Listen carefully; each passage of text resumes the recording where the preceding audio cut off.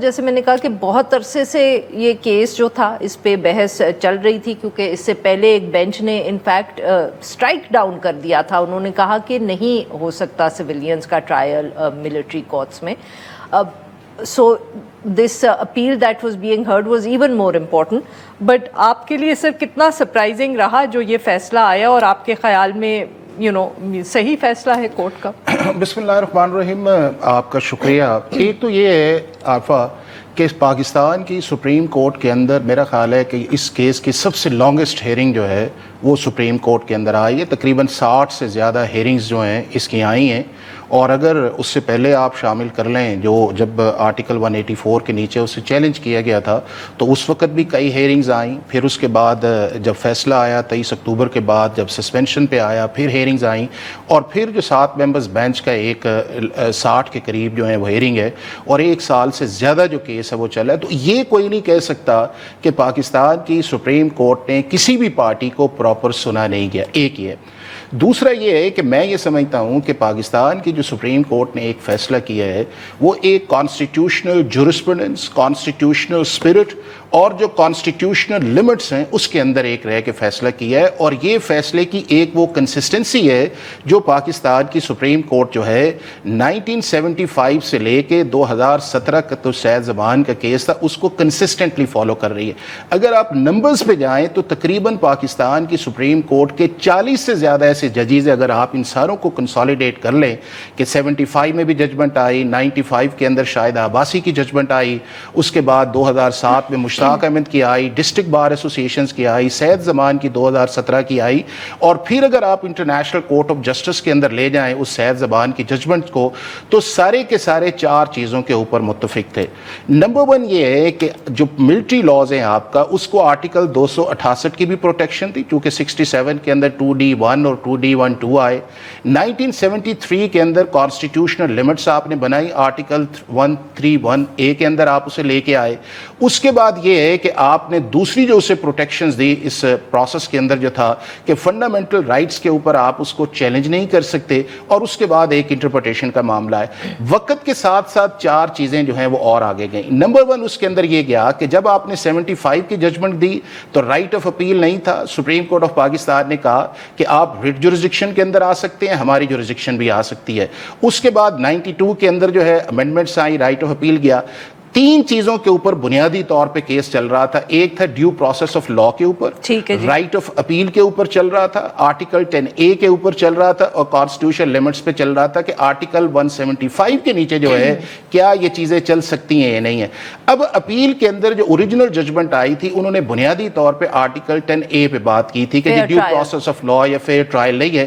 اور یہ ساری چیزیں جو تھیں وہ آپ کی جو ہے ڈسٹرکٹ بار ایسوسیشنز کے اندر بھی، سید زمان کے اندر بھی، ICJ کے اندر بھی آئیں کہ ڈیو پروسیس آف لا کے اندر رائٹ آف ایکیوز جو ہے وہ سارے کا سارا جو ہے وہ اویلیبل ہے. تو پریسائزلی میں یہ سمجھتا ہوں کہ سپریم کورٹ نے 2023 کے اندر ایک منورٹی بینچ نے جو اوور ٹرن کیا مختلف ججمنٹ کو، جس کے اندر جسٹس یحییٰ افریدی کا بھی آیا کہ اگر ہم اس کو اور طرح سے دیکھنا چاہتے ہیں تو ہمیں لارجر بینچ کی طرف سے جانا چاہیے، ہمیں منورٹی بینچ کو جو 5 ممبرز بینچ یا آپ کا 15 ممبرز بینچ ہے نہیں جانا چاہیے.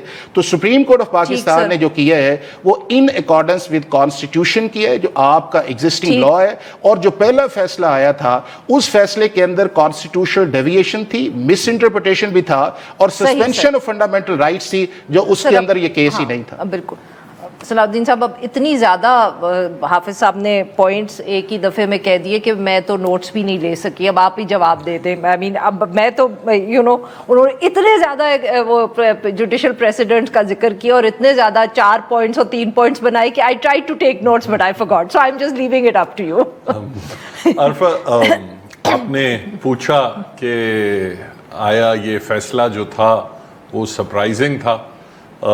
یہاں تک تو میں ایگری کروں گا کہ بالکل سرپرائزنگ نہیں تھا. آئینی بینچ سے یہی فیصلہ متوقع تھا.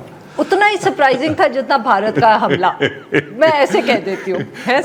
ایک اور اس کا ایسے کہہ سکتے ہیں، آپ کو یاد ہے وہ ونسٹن چرچل سے منسوب کیا جاتا ہے وہ مشہور فقرہ کہ اگر ہماری عدالتیں کام کر رہی ہیں تو ہماری ملک کے دفاع کو کوئی خطرہ نہیں ہے. یہاں آپ یہ کہہ سکتی ہیں کہ اگر ہمارے دفاعی ادارے کام کر رہے ہیں تو ہماری عدلیہ کی سالمیت کو کوئی خطرہ نہیں ہے. مگر بہرحال دیکھیں بات جو ہے کانسٹیٹیوشنل بینچ کی سالمیت کو کوئی خطرہ نہیں ہے سر. جی بالکل بالکل. حافظ صاحب آپ ہمارے جوک پہ ہنس بھی نہیں رہے, یہ تو نہ میں یہ کریں. کہہ رہا ہوں کہ کانسٹیٹیوشنل بینچ بھی جو ہے وہ کانسٹیٹیوشن کے اندر ہی ہے نا سر, آپ تو جتنی سنجیدہ دیر بات تک نہ جتنی دیر تک وہ اندر ہے ہمیں اس کے مطابق چلنا پڑے. میں تو کہتی سر ہمارے جوک پہ تو ہنسے نا آپ. اب جہاں تک فیصلے کا تعلق ہے, دیکھیں اس میں بنیادی بات یہ تھی کہ جو ٹرائل ہوتی ہے ملٹری کورٹس کے سامنے, یہ کئی مرتبہ سپریم کورٹ کے سامنے معاملہ جا چکا ہے, محرم علی کے کیس میں, اس کے بعد وہ قاضی حسین کے کیس میں, اور سپریم کورٹ نے کہا ہے کہ جو ملٹری ٹرائلز ہیں, جو کورٹ مارشلز ہیں, وہ فیئر ٹرائل کے تقاضے نہیں پورے کرتے.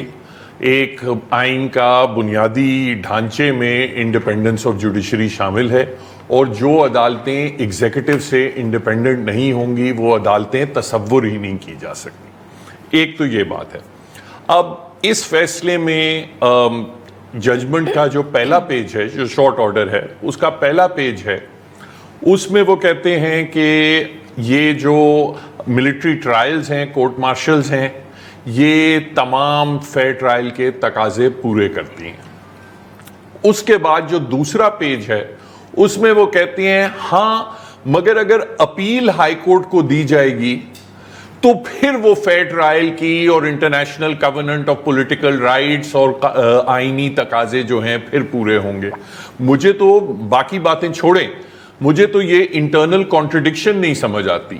اگر ایک کورٹ مارشل میں تمام فیئر ٹرائل کے تقاضے پورے ہوتے ہیں تو اپیل بھی ہائی کورٹ میں دینے کی کیا ضرورت ہے؟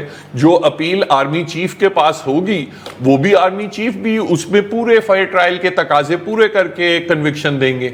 تو یہ انٹرنل کانٹرڈکشن سمجھ نہیں آتی. صرف شاید یہ تھا کہ انہیں لگتا تھا کہ شاید یہ کچھ ذرا زیادہ ہو جائے, کچھ اپنی ساکھ برقرار رکھنی چاہیے. اور یہ کنسیشن, اور وہ بھی کنسیشن جو تھی وہ اٹارنی جنرل صاحب نے ایک لقمہ دیا تھا کہ چلیں ہم اس پہ غور کرتے ہیں. اچھا, اس میں پھر ایک اور دلچسپ بات ہے, کیونکہ جب سے یہ آئینی بینچ بنی ہے تو تب سے تو ہم یہی سن رہے ہیں کہ ہم پارلیمنٹ کو کیسے ہم کسی قسم کی ڈائریکشن دے سکتے ہیں, کسی قسم کی ہم انہیں انسٹرکشن دے سکتے ہیں. پارلیمنٹ تو ایک انڈیپینڈنٹ ادارہ ہے, انہوں نے اپنا کام کرنا ہے, ہم نے اپنا کام کرنا ہے. تو پھر آپ نے پارلیمنٹ کے سامنے کیسے کر دیا کہ 45 دن کے اندر آپ یہ قانون کر دیں تو اس سے فیئر ٹرائل کے تقاضے پورے ہو جائیں گے. تو انٹرنل لاجک, شاید سر دونوں کو یہ انسٹرکشن ایک جگہ سے آئی. تیسری بات اس میں یہ ہے کہ بنیادی چیز جو ہے, کورٹ مارشلز الاؤ اس لیے ہوتی ہیں کیونکہ جو آئین کا آرٹیکل 8(3) ہے وہ کہتا ہے کہ بنیادی حقوق کا اطلاق ان قوانین پہ نہیں ہوگا جو مسلح افواج یا قانون نافذ کرنے والے اداروں کے نظم و ضبط سے تعلق رکھتے ہوں. اب سویلینز کا ان کی نظم و ضبط سے تعلق نہیں ہے, اور اسی لیے جب اوریجنل بینچ نے اس قانون کو کالا دم قرار دیا تھا تو وہ اس بنیاد پہ کیا تھا.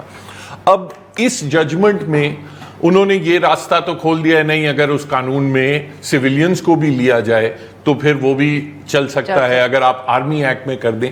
مگر پھر بات یہ سوچنے والی ہے کہ پولیس بھی قانون نافذ کرنے والا ادارہ ہے.